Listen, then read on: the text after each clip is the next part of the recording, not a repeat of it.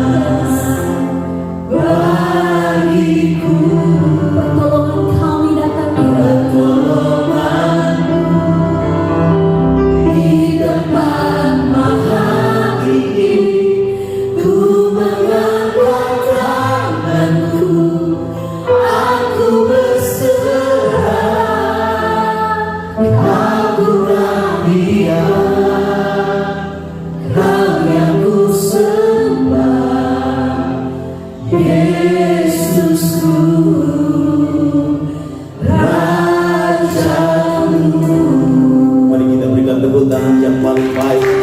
Haleluya. Di tengah badai dan gelombang yang Kau izinkan terjadi di dalam kehidupan kami Tuhan, kami tetap mau memuji dan memuliakan nama-Mu. Karena itu persembahan yang keluar dari hati kami. Kami rindu setiap kali kami datang beribadah, hati-Mu disukakan ya Tuhan, apapun keadaan kami. Dan hari ini ajari setiap kami untuk mengerti akan kebenaran firman-Mu, mengikat setiap kuasa di udara yang mencoba mengalihkan perhatian kami dari kebenaran firman Tuhan. Karena apa yang akan kami nikmati siang hari ini adalah sesuatu perkara yang kekal bagi kehidupan kami. Hamba-Mu menyerahkan diri, seluruh sidang jemaat-Mu, biar diperlengkapi dengan firman Tuhan di dalam nama Tuhan Yesus. Semua kita yang siap mendengar firman Tuhan berkata, amin. Haleluya. Silakan Bapak Ibu duduk. Puji Tuhan. Apa kabar? Shalom. Haleluya. Bapak Ibu yang dikasih Tuhan, hari ini saya akan berbicara tentang apa yang dimaksud dengan panggilan Tuhan. Katakan bersama dengan saya, panggilan Tuhan. Ya. Haleluya. Nah, beberapa waktu yang lalu kita membicarakan tentang hal ini, dan saya berharap kita bisa mempertajam tentang apa yang dimaksud panggilan Tuhan, sehingga kita tidak menjadi orang yang berjalan di dalam Tuhan dengan ketidaktahuan. Berarti tidak ada 3 perkara yang saya ingin sampaikan kepada saudara hari ini tentang panggilan Tuhan, sehingga saudara dan saya bisa sampai kepada terus pemurnian yang Tuhan berikan dalam hidup kita. Karena Tuhan punya tujuan bagi setiap kehidupan anak-anaknya. Amin. Ada kepentingan yang khusus, ada kepentingan yang serius kenapa saudara dan saya dipanggil oleh Tuhan. Paling tidak ada 3 hal. Yang pertama saya akan mengajak kepada saudara, yaitu tentang panggilan pertobatan. Setiap anak Tuhan itu adalah orang-orang yang dipilih oleh Tuhan untuk satu rencana yang luar biasa. Katakan rencana yang luar biasa. Oke, kita melihat yang pertama di dalam kitab Roma pasalnya yang ke-11. Kitab Roma pasalnya yang ke-11, kita akan melihat bersama-sama ayatnya yang ke-29. Sebab Allah tidak menyesali kasih karunia dan apa? Panggilannya. Jadi artinya begini, Tuhan tidak pernah menyesal memanggil hidup saudara. Jadi artinya seperti begini, Allah tidak mungkin akan menarik lagi akan panggilannya di dalam kehidupan kita. Jadi artinya begini, Allah tidak pernah susah atau hatinya menjadi kecewa memanggil hidup saudara. Ada satu perencanaan yang sudah matang, sudah dipikirkan baik-baik untuk memilih saudara dan saya menjadi anak-anaknya. Ya, jadi saudara dan saya itu bukan produk gagal. Ngomong sama saudara, kamu bukan produk gagal ya. Karena sudah dipikirkan oleh Tuhan, sudah direncanakan oleh Tuhan, dan Dia berkata ketika kita dipilih oleh Tuhan tidak ada penyesalan dalam kehidupan kita. Padahal saudara dan saya termasuk orang yang sebetulnya bisa disesali kan? Loh, banyak suami istri akhirnya nyesal sama gua pilih dia. Si gendut, kenapa gua nggak pilih si Anton tuh yang si kurus? Orang milih, tapi kalau Tuhan pilih tidak ada sekaligus untuk rasa penyesalan yang ada, dan dia itu tidak iseng saudara. Browsing di surga, kemudian alhamdulillah. Enggak, Tuhan bukan Tuhan yang iseng. Tuhan punya rencana yang luar biasa. Sekali lagi di dalam kedaulatannya Dia pilih saudara. Dan itu sesuatu yang menggairahkan di dalam kehidupan kita. Kita ini adalah orang yang paling efektif di hadapan Tuhan untuk menyelesaikan tujuannya yang Tuhan berikan dalam hidup kita. Amin. Pak Ivan ini adalah orang yang paling efektif untuk mengerjakan panggilan. Saudara jangan coba-coba mengambil apa yang yang jadi milik.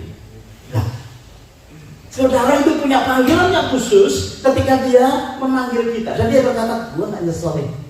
Kenapa? Karena dia tahu bagaimana memproses hidup kita. Jadi panggilan pertobatan itu merupakan bagian daripada rencana keselamatan yang Tuhan berikan dalam hidup kita. Siapa yang mau hidupnya nanti setelah meninggal kita masuk di dalam kekekalan bersama Tuhan? Siapa? Saya bersyukur kalau kita itu mengerti akan hal itu. Sebabnya saudara yang dikasih Tuhan, di 2 Timotius pasal 1 ayat yang ke-9 berkata begini, Dialah yang menyelamatkan kita dan memanggil kita dengan holy calling, dengan panggilan kudus, bukan berdasarkan perbuatan kita, melainkan berdasarkan maksud dan kasih karunia sendiri yang telah dikaruniakan kepada kita di dalam Kristus Yesus sebelum permulaan zaman. He call you by your name. Dia panggil kita secara pribadi. Dia panggil nama Monica, dipanggil secara pribadi. Itu sebabnya jangan gampang ganti nama. Kalau ganti nama, lapor kepada Tuhan, ganti nama ya. Karena dia panggil secara khusus untuk rencana spesial berdasarkan maksud dan tujuannya. Hanya kita sebetulnya yang bisa menyelesaikan panggilan Tuhan di dalam kehidupan kita. Nah, Bapak Ibu yang dikasihi Tuhan, jangan sampai kita itu kecewa dengan diri kita sendiri. No, orang yang dipanggil Tuhan harus sadar, ya, dia harus tahu bahwa ada something yang spesial di dalam kehidupan kita. Apakah semua orang bisa dipakai oleh Tuhan? Hah? Bisa. Ketika kita menanggapi panggilan Tuhan, everybody bisa dipakai oleh Tuhan. Amin. Lihat aja wajah di sebelahmu, kamu ini orang yang bisa dipakai Tuhan. Kalau sudah katakan saudara bisa dipakai Tuhan, jangan saudara sia-siakan hidup saudara. Dan rencananya Tuhan itu banyak hal secara pribadi, dan hanya saudara yang bisa fulfill. Ada pertanyaan di komsel, bagaimana kalau orang lari dari panggilannya? Bagus ya. Ketika saudara tahu saudara spesial dipanggil di dalam pertobatan, kalau saudara keraskan hatimu, saudara tidak akan pernah hidup di dalam kebahagiaan. Ya, mungkin saudara berhasil di dalam pekerjaan, saudara berhasil di dalam karir, tapi tidak ada kebahagiaan karena ada satu rongga di dalam hidup kita yang tidak bisa dipenuhi dengan hal-hal yang duniawi dan jiwawi. Hanya perkara-perkara rohani yang datang daripada Tuhan yang akan memuaskan kehidupan kita. Amin. Saudara mengerti hal ini? Kau tidak akan pernah bisa bahagia kalau kau tidak bertobat. Ya. Tetapi kalau kita tinggal di dalam pertobatan, ketika menerima Yesus, cuma sekali itu bertobat. Tetapi setiap hari ada calling, ada panggilan kita hidup di dalam pertobatan. Coba saudara tahan-tahan, kemudian saudara membuat tidak mendengar akan panggilan pertobatan. Hidup saudara tidak akan pernah mengalami kedamaian. Ada yang jawab, gelisah melulu. Banyak anak Tuhan yang gelisah melulu. Siapa tahu saudara dipanggil untuk bertobat, tapi sudah berkata, enggak Tuhan, aku tetap mau kayak gini. Panggilan yang pertama ada maksud dan tujuan. Itu sebabnya semua kita bisa dipanggil oleh Tuhan dan kita bisa berhasil di dalam calling yang ada, walaupun kita masih di dalam dosa. Ya, Tuhan itu hebat di dalam hidup kita. Ya, panggilan pertobatan itu karena kasih karunia yang menyertai hidup kita. Satu ayat lagi untuk hari ini, yaitu Ulangan pasal yang ke-9 dari ayat yang ke-6. Ulangan 9 ayat yang ke-6 berkata, jadi ketahuilah bahwa bukan karena jasa-jasa kamu, bukan jasa-jasamu juga. Ayo ulang. Jadi ketahuilah bahwa bukan karena jasa-jasamu Tuhan Allahmu memberikan kepadamu negeri yang baik untuk hidup ini. Sesungguhnya engkau bangsa yang tegak tengkuk. Ini orang Israel. Benar. Orang Israel ini adalah orang yang dipilih atau bangsa yang dipilih oleh Tuhan. Dia adalah bangsa yang terpilih dari antara bangsa-bangsa yang lain. Kenapa Tuhan memilih Israel? Itu adalah kedaulatannya dia. Tapi dia berkata, aku memilih Israel bukan karena jasa-jasanya. Karena Israel itu terkenal dengan yang namanya tegar tengkuk. Gak pernah mau dengar mirip seperti kita. Sudah dikasih tahu, tidak pernah mau tahu. Tetapi Tuhan tidak pernah gagal oleh rencananya. Walaupun sebagian besar mereka mati di padang belantara, tetapi dia tetap menjadi bangsa pilihan Tuhan. Bapak Ibu yang dikasihi Tuhan, Tuhan tidak pernah gagal dengan pilihannya, kecuali kita yang menggagalkan rencananya. Kalau saudara taat saja di dalam hidup saudara, dalam perjalanan rohani kita taat dan kita mau saja. Dia berkata, aku memilih kau dengan satu purpose yang luar biasa. Ya, panggilan orang Israel itu keluar daripada Mesir untuk menuju tanah perjanjian. Hal yang sama kita. Dia memanggil kita untuk menuju ke tanah perjanjian, ke negeri perjanjian. Amin. Tapi seringkali di dalam perjalanan jangan untuk mengenapi itu, sudah pernah capek ya? Capek nggak jadi orang Kristen, pernah? Kayak apa? Ya. Ada orang berkata begini, saya nyesel menolak dia jadi pacar saya. Karena sudah saya set standar saya. Kalau saya pacaran harus dengan orang Kristen. Bagus nggak? Ada yang setup kayak gini? Karena pendeta saya juga berkata, kalau pacaran jangan yang tidak seiman. Pak, saya tolak loh dia. Gara-gara dia pun Kristen, sudah dijalani belum? Sudah beberapa bulan dia hanya ngantar saya ke gereja, kemudian dia tinggal, kemudian saya jemput saya di gereja. Akhirnya saya putuskan, dah, kamu gak mau jadi Kristen, Pak. Pak, saya lihat hari ini dia menikah dengan orang yang lain dan kayaknya hidupnya oke saja, gak ada masalah. Capek saya. Yang bicara ini wanita, kalau laki-laki masih mending gitu ya. Laki-laki semakin tua semakin matang, semakin dicari kan gitu ya. Kalau wanita semakin lama kan semakin layu sebelum berkembang. Ini dia berkata, apa saya salah memilih ya Pak? Saya set up standar untuk menikah dengan orang yang seiman. Oh ya itu, dia berkata betul. Ya. Tapi kok sekarang padahal banyak loh Pak yang mau menikah dengan saya itu banyak, tapi tidak ada satupun yang anak Tuhan. Berat juga ya. Dan dia tebar pesonanya di mana? Ya, kalau dia tebar pesonanya di mall, di pub, tapi kalau tebar pesonanya di komunitas yang benar, saya rasa ya masih tinggal buka hati aja. Ya. Nah Bapak ini dikasih Tuhan, kadang kita mengalami sesuatu yang capek di dalam kehidupan kita, tetapi Tuhan tidak pernah capek loh dengan saudara. Tidak pernah capek. Saudara mengeluh, saudara tidak bisa bersyukur, saudara komplain, dia tidak pernah capek. Dia berkata, aku tidak pernah menyesal memanggil engkau masuk di dalam umat pilihanku melalui pertobatan kita setiap hari. Saudara tidak excited sih? Kalau Tuhan itu kecewa kepada saudara, habis ya.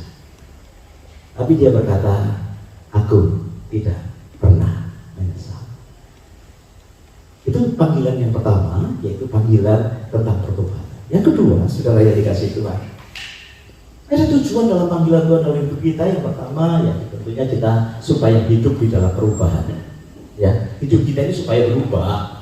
Saudara jadi anak Tuhan harus mengalami perubahan di dalam cara berpikir, di dalam kehidupan. Sebab kita ini orang yang dilihat oleh dunia, sehingga dunia bisa melihat Tuhan melalui hidup kita.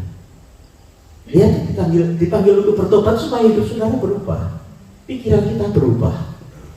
Yang kedua, panggilannya itu adalah panggilan untuk hidup sebagai orang benar. Panggilan kehidupan sehari-hari. Bapak Ibu yang dikasih Tuhan, kita harus konsisten. Efesus pasal 4 ayat yang pertama berkata begini, sebab aku menasihati kamu. Ini Paulus berkata, aku orang yang dipenjarakan karena Tuhan, supaya hidupmu sebagai orang-orang yang telah dipanggil berpadanan dengan panggilan itu. Paulus tidak kecewa ketika dia itu masuk di dalam penjara. Karena apa? Karena dia mau hidup sepadan dengan panggilannya. Nah saudara, hidup sepadan itu seperti apa? Semua kita kan hidup di dalam keseharian. Ada panggilan khusus dalam hidupmu dan hidupku setiap hari. Dan saudara harus tahu, harus sepadan. Sepadan dengan panggilanmu, ada ukuran Tuhan yang disebut dengan hidup benar di dalam talentamu setiap hari. Ya. Ada orang-orang yang dipanggil memang untuk satu daerah, satu tempat tertentu, ya toh.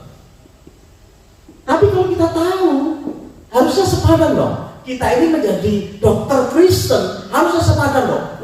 Nggak nyuntik poison dong. Ya, nggak mau praktek dong.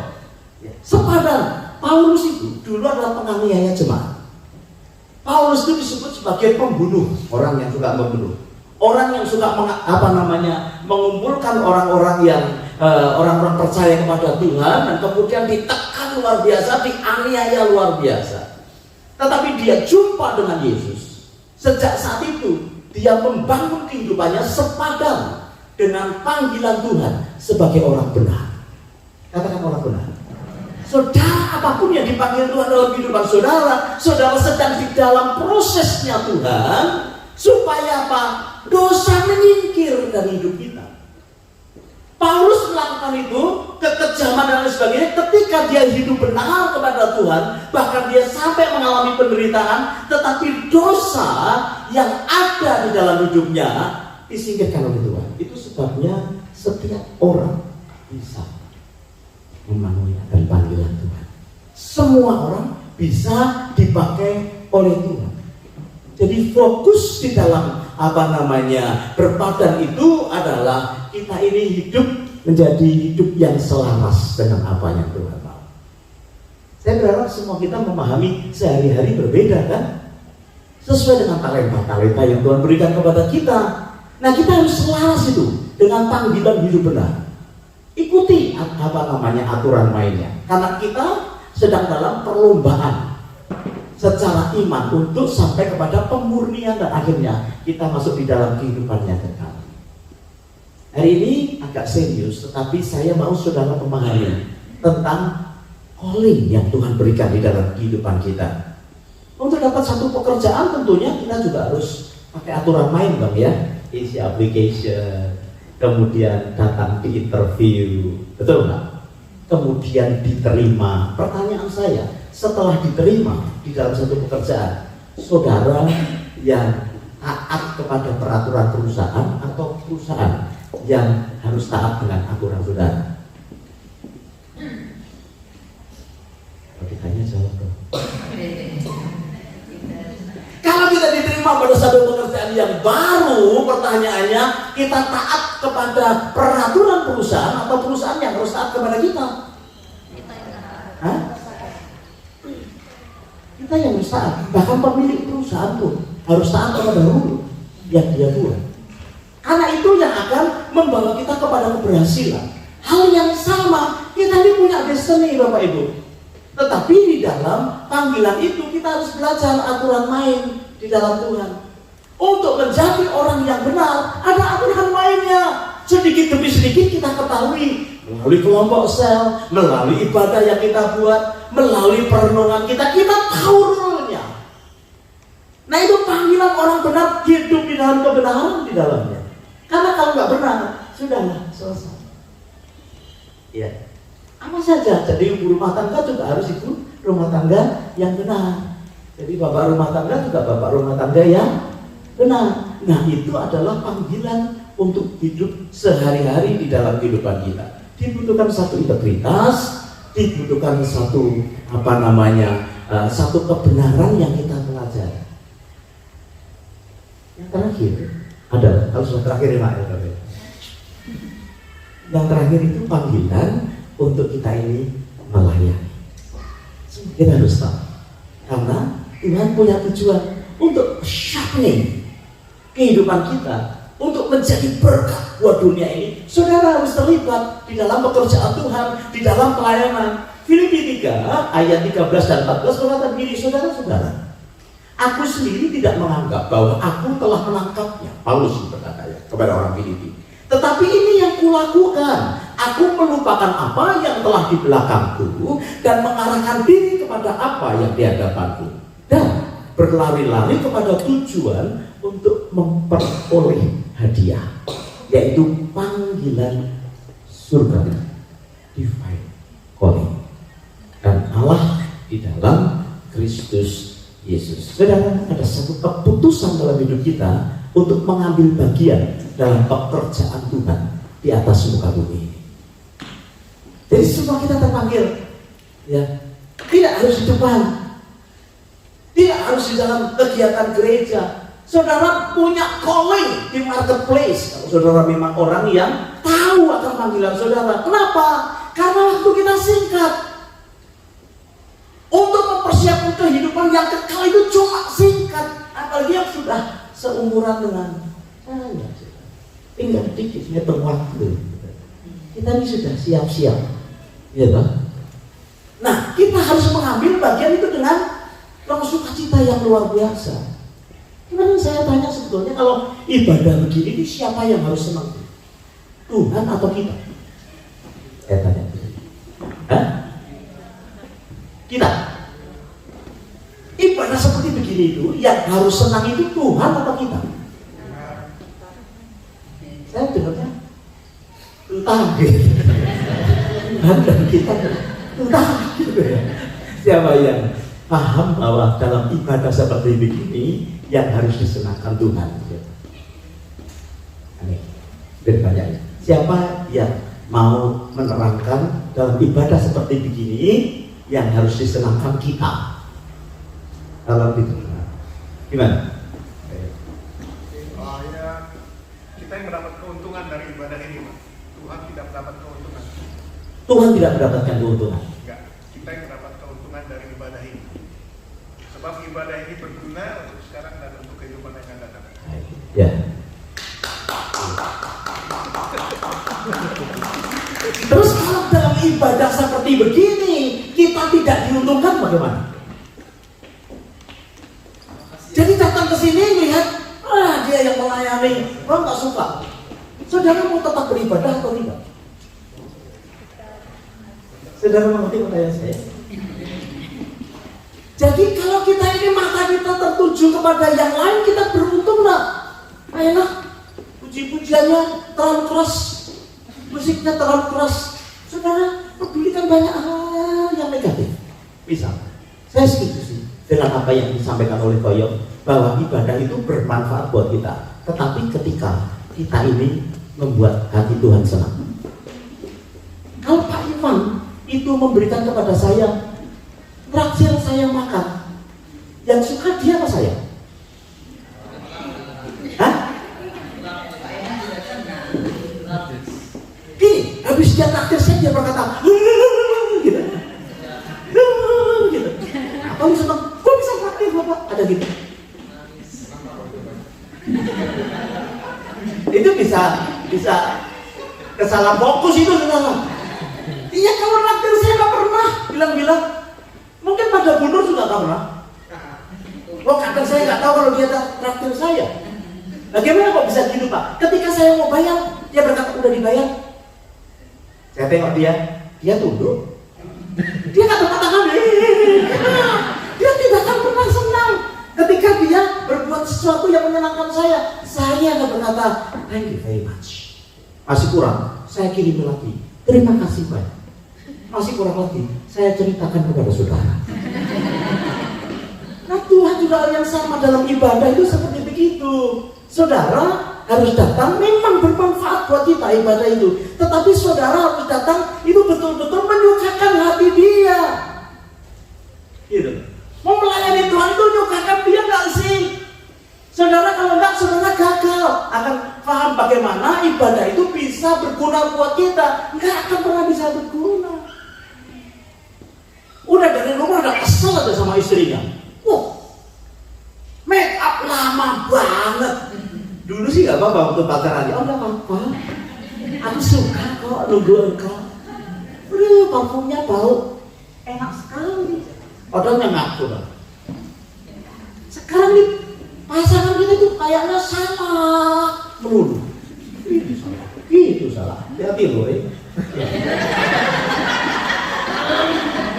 Dia beberapa bulan lagi akan ketemu dengan calonnya. Ya kalau saya udah pagari terus ya.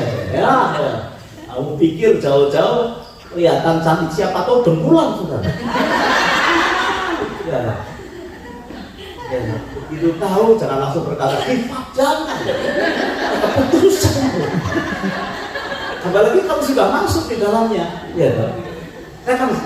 Saya kepada wanita yang dominan, saya selalu berkata begini, jangan terlalu dominan ketika pacaran. Walaupun kamu pintar cari uang, jangan dominan. Karena laki-laki itu tidak suka dengan wanita dominan. Nah terus caranya gimana? Kamu jaga diri baik-baik, baru ledakan setelah perkawinan. Karena wanita yang dominan susah dari pasangan. Laki-laki itu kan menang milih ya Pak ya. Bayangin wanita banyak yang nggak pilih saudara. Pilih ketemu orang yang dominan, nggak mau saudara. Saudara memang dominan tapi ditahan. Itu ya sambil penguasaan diri. Nanti kalau sudah menikah baru lepaskan nggak apa-apa. Ada konseling berikutnya setelah menikah saudara. Ya. Nah saudara yang dikasih Tuhan, itu panggilan surgawi di dalam kehidupan kita merupakan satu keputusan. Kita berkata, mari kita lari. Panggilan pelayanan itu jangan pelan-pelan, jangan lari kejar itu. Karena apa? Waktunya sangat singkat. Untuk menyukakan hati Tuhan, kita punya waktu yang sangat singkat. Nah saudara berani membuang hal-hal yang duniawi. Enaknya seberapa sih? Seks itu enaknya seberapa?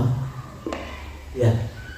Kenapa nggak mau nunggu hidup yang benar setelah menikah terlebih dahulu? Yang sudah terlanjur ya, datang kepada Tuhan, tapi jangan diulangi hal seperti begitu. Yang duniawi itu sementara, enaknya cuma sementara. Tetapi kalau kita melihat kekekalan, saudara dan saya akan mengerjakan apa yang Tuhan mau kerjakan yang orang lain tidak bisa mengerjakan. Hanya saudara yang bisa fulfill. Karena dia di dalam rancangan dan pemikiran yang luar biasa. Saya bayangkan Allah Tritunggal itu sebelum memilih seseorang, walaupun kita sudah mendoakannya, dia sudah memberikan satu pemikiran. Yang ini gimana Yesus gitu ya. Jadi Allah Bapa berkata kepada Tuhan Yesus, yang ini gimana? Oke. Gimana Dus? Roh Kudus. Oke. Kemudian lalu doa-doa kita dipilihlah Santoso. Santoso itu cukup lama untuk menerima keselamatan dalam hidupnya. Dia tahu sih hidup baik, dia tahu menyayangi suami, dia tahu, tapi hatinya tulisan. Saya tadi bilang, maksud saya istri. Saya itu terlalu semangat.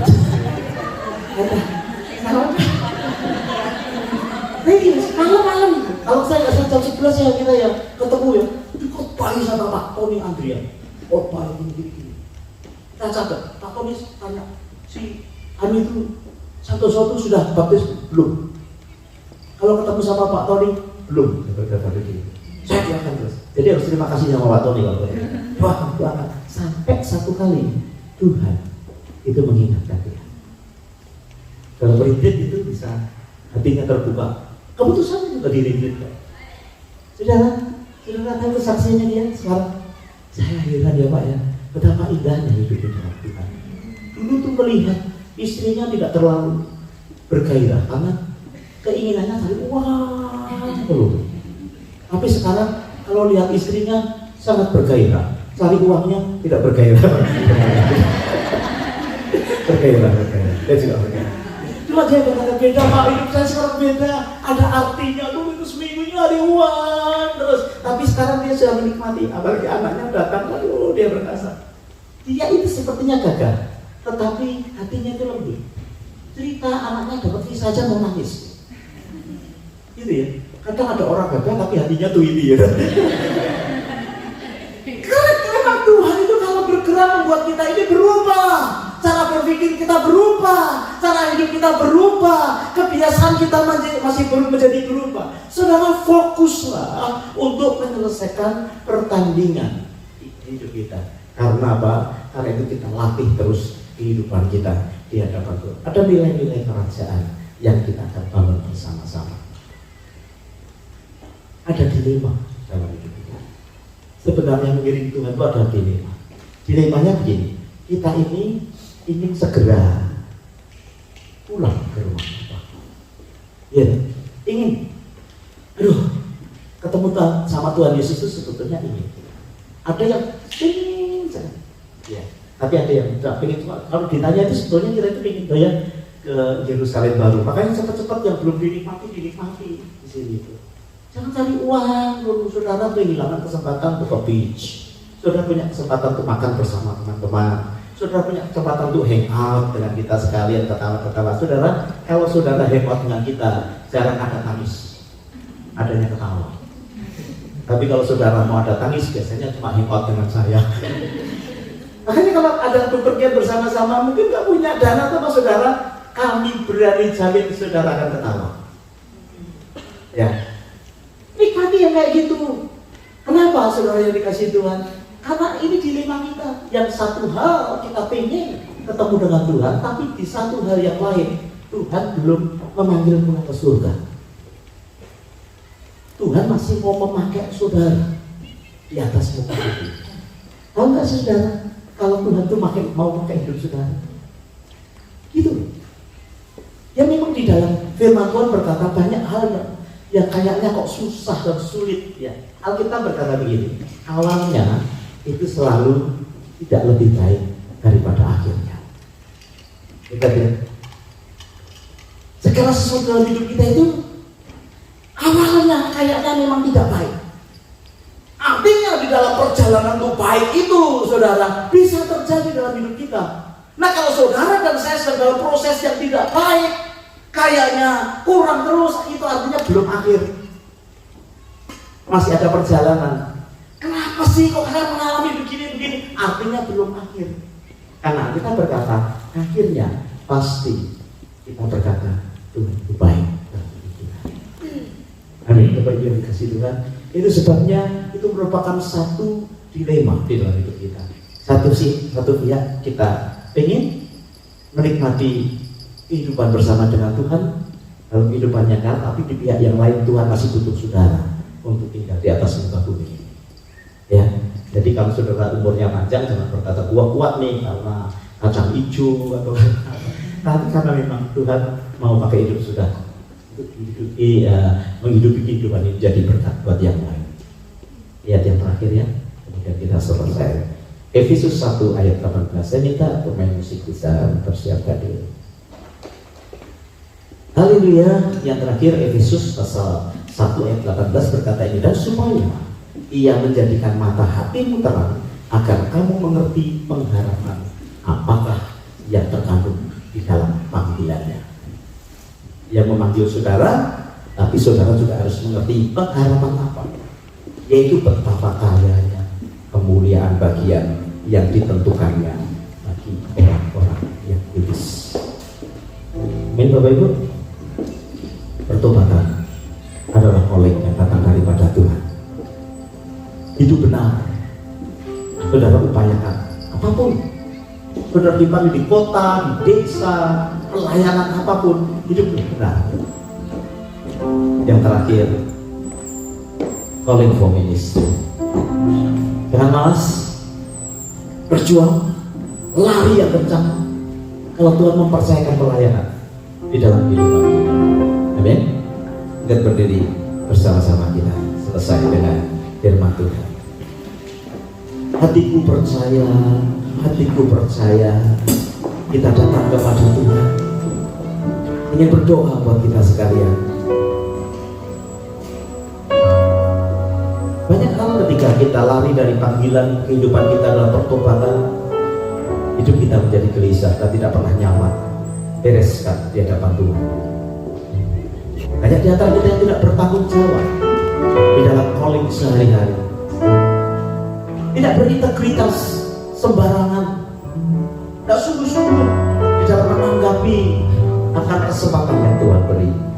Saudara akan mengalami kegagalan, bahkan mengalami sesuatu keterpurukan yang luar biasa. Yunus mengalami hal yang seharusnya tidak harus dialami kalau dia mau menurut sebagai seorang hamba Tuhan, menyampaikan kebenaran kepada kota yang penuh dengan dosa. Tapi ketika dia lari, banyak hal terjadi dalam hidupnya. Yang terakhir, panggilan di dalam ministry, sekecil apapun. Saudara, ayo kita bergerak di tempat ini. Karena apa? Ada tujuan Allah, sehingga banyak jiwa yang dimenangkan dari hidup saudara. Bapak hambamu berdoa supaya setiap sidang jemaatmu menjadi seperti magnetnya yang menarik banyak orang, sehingga setiap kami meneladani Engkau yang berkata, akulah jalan dan kebenaran dan hidup. Kami menjadi orang-orang yang menunjukkan jalan kepada setiap orang sekeliling. Kami orang-orang yang bisa menjadi teladan hidup benar kepada dunia ini. Dan kami orang-orang yang membawa kehidupan, karena melalui setiap hidup sidang jemaatmu di tempat ini, orang di luar sana peroleh kehidupan yang sejati, berikan pengurapan yang baru atas kehidupan seluruh sidang jemaat. Haleluya. Hatiku bertanya, hatiku percaya,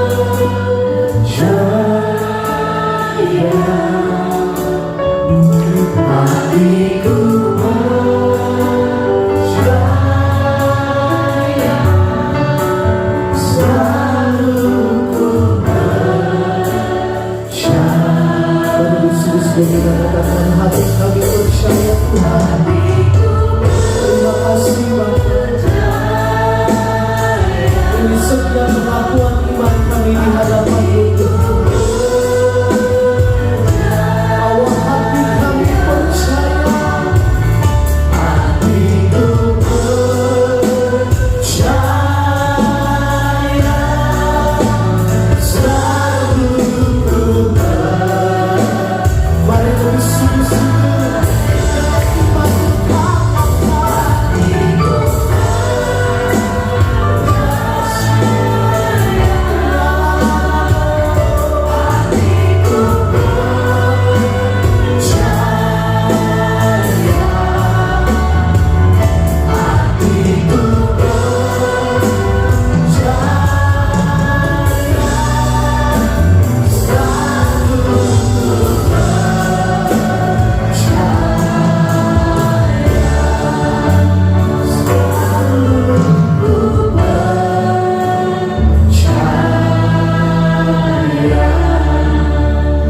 Terima kasih Tuhan buat kebenaran firman-Mu pada pagi hari ini Bapa. Sungguh kebenaran yang memberkati setiap kami, kebenaran yang mengingatkan kami Tuhan akan pertobatan kami, akan fokus dalam hidup kami Bapa, akan hal apa yang harus kami perbuat selama kami ada dalam bumi ini ya Tuhan. Terima kasih Bapa, tuntun setiap kami, genggam setiap tangan kami Tuhan, agar kami selalu ada di dalam jalan-jalan-Mu yang Engkau inginkan kami jalani ya Tuhan. Berkati setiap jemaat-jemaat-Mu Tuhan, kami percaya bahwa kebenaran firman-Mu tidak berlalu begitu saja, tetapi tertanam baik dalam setiap hati kami Tuhan, dan menghasilkan buah yang baik dalam hidup kami. Terima kasih Bapa, berkati hamba-Mu yang telah menyampaikan kebenaran firman-Mu. Kembalikan urapan yang baru, hikmat yang daripada Tuhan turun atas hamba-Mu, di dalam nama Tuhan Yesus. Haleluya. Amin. Silakan duduk Bapak Ibu kasih Tuhan.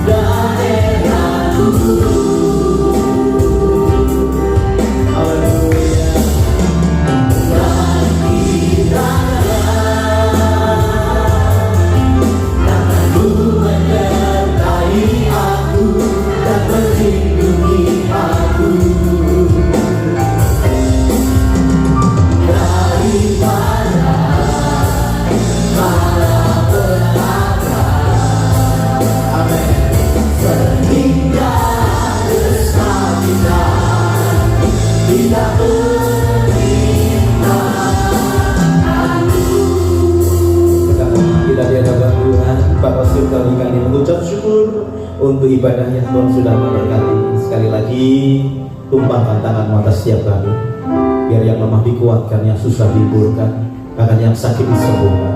Kami percaya rencana-rencana ke depan kami bawa dalam tangan Tuhan. Bahkan kami doakan untuk mission trip yang akan terjadi. Tuhan, biar Kau memberikan unity di antara setiap kami. Seluruh sidang jemaat akan mengalami sesuatu lawatan yang baru, keterobosan yang baru yang Tuhan berikan. Biar kami dengan rela melayani Tuhan sampai Tuhan disenangkan melalui setiap kehidupan kami, melalui gereja-Mu ya Tuhan. Kita berdoa untuk Shine 14 yang akan dikerjakan yang 15-16 juga. Tuhan, Kau memberkati teenager kami, second generation kami, bahkan kalau boleh gereja-gereja di sekeliling kami juga boleh diberkati melalui acara ini. Kami menjadikan diri untuk tetap dipakai di dalam panggilan pelayanan kami masing-masing. Bapak Ibu saudara dikasih Tuhan, kita pulang dengan membawa berkat yang besar dari Allah Bapa, cinta kasih dari Tuhan kita Yesus Kristus, bahkan persekutuannya di dalam Roh Kudus menyertai hidup kita sekalian.